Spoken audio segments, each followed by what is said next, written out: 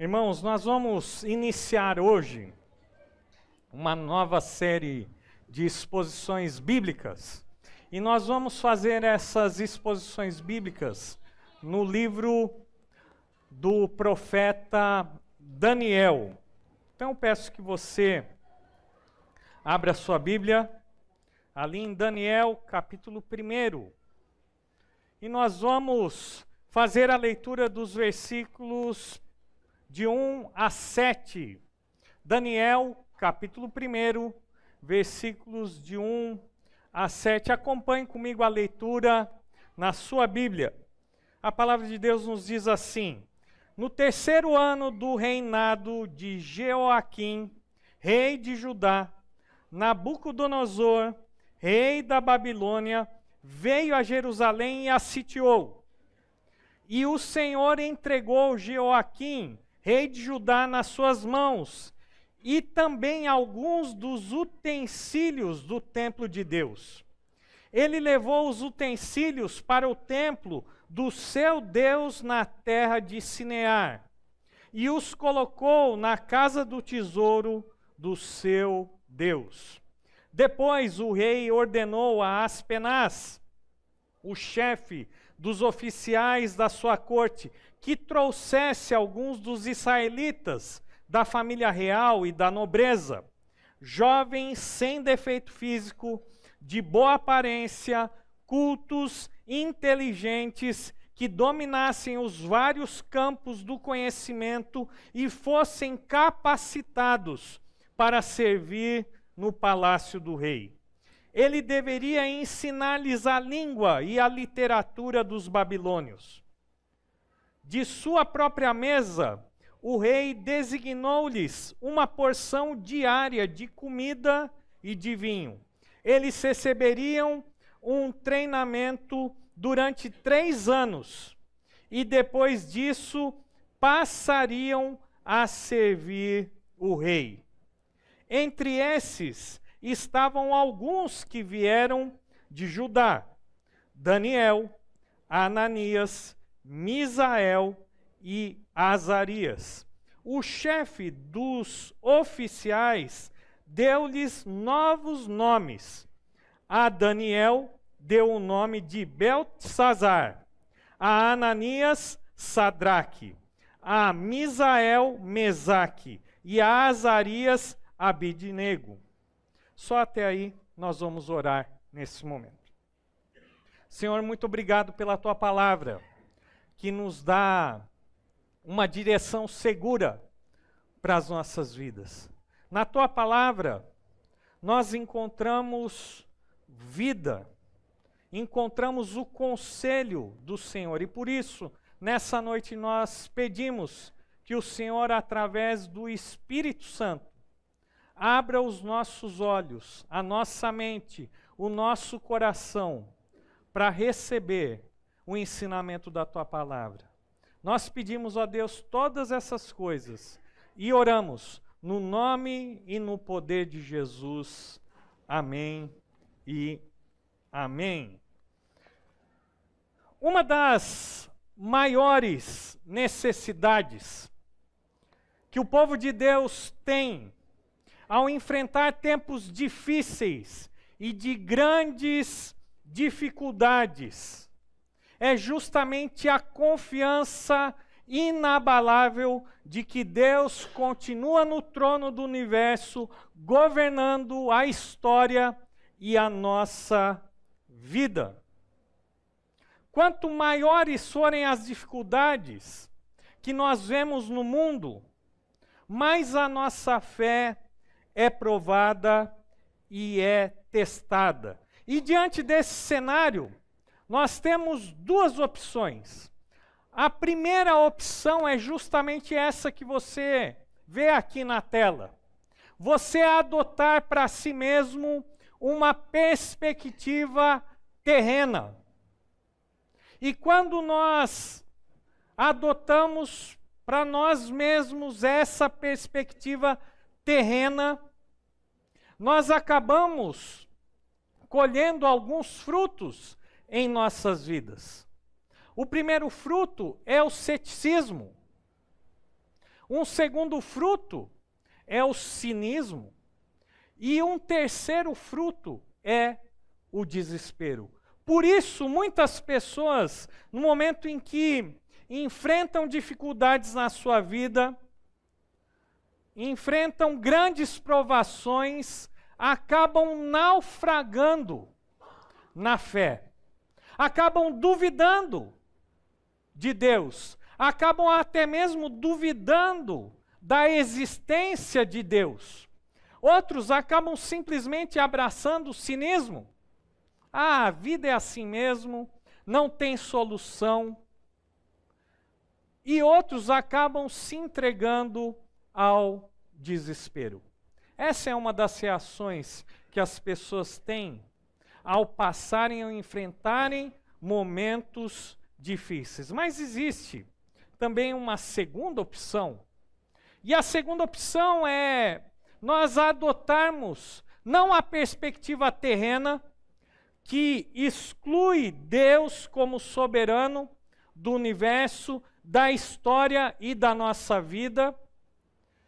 E quando nós abraçamos essa perspectiva, que não é terrena, mas que é celestial, onde nós realmente cremos que Deus continua no trono do universo, governando, reinando sobre a história e sobre as nossas vidas, nós colhemos outros frutos. A nossa fé, ela é fortalecida. Ao enfrentarmos dificuldades e problemas com a perspectiva celestial, nós acabamos construindo uma vida mais firme, alicerçada na rocha que é Cristo e na sua palavra. E por último, quando nós adotamos essa perspectiva celestial, nós acabamos nos encontrando com a verdadeira esperança.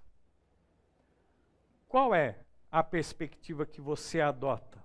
Quando você olha para as manchetes do jornal, quando você vê que vários governos estão em conflito, quando a agenda desses governos contraria tudo o que a palavra de Deus nos ensina, quando nós vemos tragédias, mortes, violência, quando nós nos deparamos com problemas pessoais na nossa vida, na nossa família, qual é a perspectiva que você adota nesses momentos? A perspectiva terrena ou a perspectiva celestial? Na mensagem de hoje, irmãos, eu tenho apenas um ponto, mas eu não quero iludir ninguém dizendo que a mensagem vai ser rápida, tá bom? Apesar da minha mensagem ter um só ponto, ela é dividida em duas partes. E a primeira parte da mensagem que nós vamos ouvir nessa noite diz o seguinte: quando as coisas vão de mal a pior. Alguém já disse, né? As coisas estão ruins. Fique tranquilo, elas podem piorar. E muitas vezes elas pioram mesmo. E nós vamos ver aqui como Daniel enfrentou um momento difícil na história e na sua vida pessoal, quando as coisas ruins ficam ainda piores. Em primeiro lugar, nós vamos aprender nesse primeiro capítulo que a nação de Judá, ela é invadida e a sua capital, Jerusalém, é derrotada. Acompanhe comigo a leitura de Daniel, capítulo 1, versículo 1. No terceiro ano do reinado de Jeoaquim, rei de Judá, Nabucodonosor, rei da Babilônia, veio a Jerusalém e a sitiou. O livro de Daniel começa apresentando 2 seis e 2 senhos. O primeiro rei que o livro nos apresenta é justamente o rei Jeoaquim, é o versículo 7. E a palavra de Deus diz assim, aqui.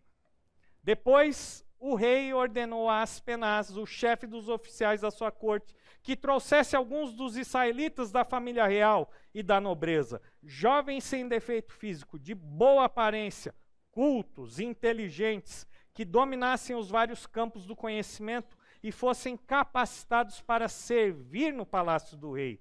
Ele deveria ensinar-lhes a língua e a literatura dos babilônios. De sua própria mesa, o rei designou-lhes uma porção diária de comida e de vinho. Eles receberiam um treinamento durante 3 anos e depois disso passariam a servir o rei. Entre esses estavam alguns que vieram de Judá: Daniel, Ananias, Misael e Azarias. O chefe dos oficiais deu-lhes novos nomes. A Daniel deu o nome de Beltesazar, a Ananias, Sadraque, a Misael, Mesaque e a Azarias, Abidnego. Veja que a situação que já era ruim ficou ainda pior. Por quê? Porque o rei babilônico deu a ordem para que os jovens da realeza e os jovens da nobreza fossem levados cativos para a Babilônia. E nós vemos que Aspenaz, ele muda, não por acaso, mas com um propósito, o nome de alguns jovens que são citados aqui no capítulo 1. E por que Aspenaz muda o nome desses jovens? Porque ele dá-lhes nomes totalmente diferentes e estranhos ao que nós conhecemos. Porque eles tinham um propósito de mudar a identidade desses jovens. Não só a sua identidade com os nomes, mas também a sua religião. Porque você vai ler aqui e você vai descobrir o seguinte, que em primeiro lugar, o nome de Daniel é mudado.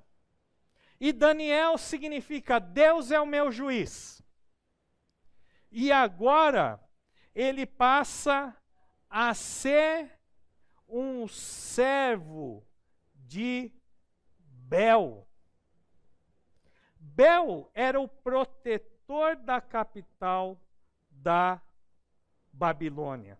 Veja que o nome de Ananias, que significa Deus é misericordioso, ele é transformado para Sadraque, que significa aquele que é inspirado pelo Deus Sol. Misael, que significa quem é como Deus, passa a ser chamado de Mesaque, que significa quem é como Vênus. E Azarias, que significa o Senhor ajuda para Abidnego, que significa servo de Nebo, uma das divindades da Babilônia. Essa era a estratégia da Babilônia.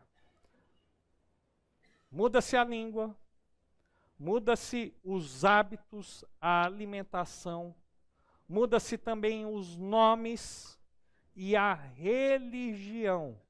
Porque uma vez que os nomes dos judeus faziam referência ao único e verdadeiro Deus, agora os seus nomes babilônicos significavam a adoração às divindades da Babilônia. Ou seja, aquilo que era muito ruim ficou cada vez pior. Muito bem. Essa é a primeira parte do meu ponto. E aqui nós vamos para a segunda parte da nossa mensagem, que diz o seguinte: quando as coisas ruins ficarem piores, nós precisamos nos lembrar que o Senhor continua no controle de todas as coisas. E nós vemos essa verdade justamente ali no versículo 2, na primeira frase do versículo 2, e eu peço que você leia comigo na sua Bíblia. E veja o que a palavra de Deus nos diz: e o Senhor entregou Jeoaquim, rei de Judá, nas suas mãos, e também alguns dos utensílios do templo de Deus. Ao olharmos o primeiro capítulo, nós podemos ficar desesperados e acreditarmos que tudo está perdido. Como essas coisas podem acontecer?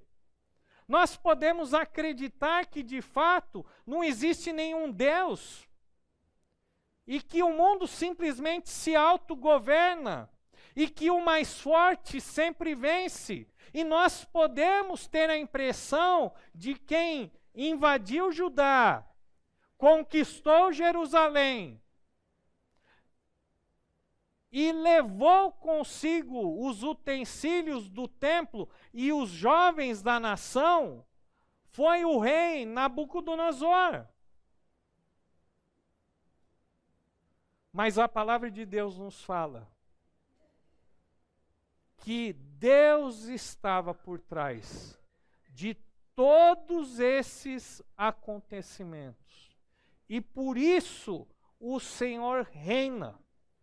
A Bíblia nos fala que foi o Senhor que entregou Jeoaquim, rei de Judá, nas mãos do rei babilônico. E foi Deus, o Senhor, que também permitiu que ele entrasse no seu templo e levasse consigo alguns dos utensílios que ali se encontravam. Veja que, do ponto de vista terreno, o rei da Babilônia é o grande conquistador. Mas quando nós olhamos para a perspectiva celestial, nós vemos que tudo isso aconteceu porque Deus assim desejou. Deus assim permitiu. Foi Deus quem entregou Jeoaquim nas mãos da Babilônia. Veja que nada acontece nesse mundo, entre as nações, na história, e nada, absolutamente nada acontece em nossas vidas que não tenha, no final, a assinatura de Deus. Mas como essas coisas terríveis, ruins, podem ser atribuídas a Deus? Porque Deus, diferente de nós, tem os seus propósitos, os seus planos. E os seus planos muitas vezes não fazem sentido para aqueles que estão vivendo aquele momento. Mas Deus, na sua sabedoria, Deus, na sua misericórdia, Deus, na sua bondade, está fazendo com que todas as coisas aconteçam e cooperem para o bem daqueles que amam a Deus. O capítulo 1 de Daniel é o início do período chamado os 70 anos de cativeiro babilônico. Deus permitiu que a Babilônia invadisse Judá, porque Deus disciplinou aquele povo que era idólatra, que era desobediente, que há muito tempo tinha se esquecido do seu Deus. Deus usou o cativeiro não para destruir o seu povo, mas para conduzi-los de volta à sua vontade. O fato é que depois dos 70 anos de cativeiro, Judá retornou à sua terra. E nunca mais houve idolatria entre o povo judeu. Deus também tinha outros propósitos. Ele queria demonstrar para aquele que se achava o rei do mundo, que ele não era o rei do mundo. E nós vamos aprender isso mais à frente. Deus humilha o rei da Babilônia e mostra o seu poder. Deus, então, através do livro de Daniel, demonstra que ele continua no trono, governando as nações e as nossas vidas. Foi o Senhor que entregou. E é interessante porque quando nós vemos aqui no versículo 2 do capítulo 1 de Daniel, o Senhor, no hebraico nós vamos encontrar a palavra Adonai. Vocês se lembram que eu disse que Bel significava Senhor poderoso? Adonai significa o Deus todo-poderoso. O Deus todo-poderoso é maior, é mais poderoso que o Deus da Babilônia e todos os deuses da Babilônia. Afinal de contas, o Senhor reina. Vamos concluir a nossa mensagem de hoje. O Senhor reina sobre tudo e todos. O Senhor reina em todo tempo e em todos os lugares. Amém, irmãos? O Senhor reina sobre tudo e sobre todos, em todo tempo e em todos os lugares. Como que nós vamos aplicar a mensagem do capítulo 1, dos versículos de 1 a 7? Viva com a perspectiva celestial, não com a perspectiva terrena. Quando você se encontrar diante de tragédias, de dificuldades, de problemas, lembre-se de ter a perspectiva celestial. Viva com essa perspectiva. Por isso, então, você pode confiar, você pode descansar e você pode adorar a Deus em todo o tempo. Pois o Senhor reina. Abaixe sua cabeça, feche seus olhos, vamos orar. Obrigado a Deus pela tua palavra, que nos mostra quem o Senhor é e quem nós somos e como nós devemos nos comportar em tempos difíceis. Que nos momentos de dificuldade a nossa fé não diminua, mas ela cresça, seja fortalecida na certeza de que o Senhor reina para todo o sempre. Essa é a nossa oração. E oramos em nome de Jesus. Amém e amém. Deus os abençoe.